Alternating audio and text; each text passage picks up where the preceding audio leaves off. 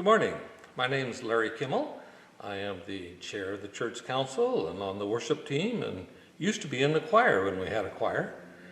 This morning I want to speak to you about our stewardship theme, grow, serve, grow, love, and serve.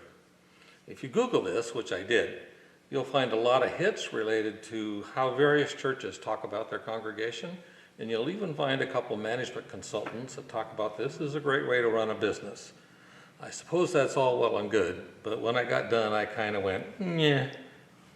But then I thought, what would it be like to be in a church that was really good at fostering individual growth, practicing loving each other just as we are, and providing opportunities to serve each other and our community?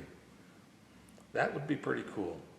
And I have to say, Susan and I found a lot of that when we came to First United Methodist Church 7 years ago.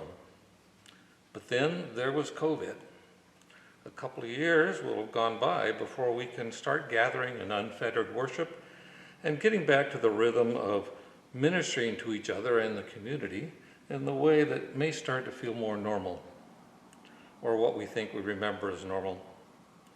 2 years is a long time to remember clearly, and we may also discover that what we remember as normal isn't the right new normal for moving forward. We may find that some of our ministries are no longer viable.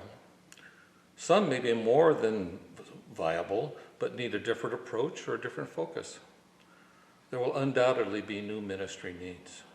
We are just going to have to figure it out as we go along, and the work of figuring it out will require our intentional efforts. We need to be intentional about being open to new visions, about tailoring our spaces and our ministries and our programs. We will need to be intentional about growing as disciples, growing in our faith, growing in our understanding, growing in prayer, growing in our gifts, growing in our compassion, growing in our generosity, and leading others to do the same. But let's all cling to hope for the future and focus on the potential that First United Methodist Church's gifts provide for the journey. God has provided everything we need as a foundation on which to build a future that will continue to be a blessing to this community. If we focus on looking forward to ways of growing in our faith journey, loving one another with open hearts, and sharing our gifts in a way that lets other people see Christ in how we serve each other in the community, I expect that before we know it, we will look back at this painful COVID experience and say, wow, God really does work all things for the good. Our love to you all.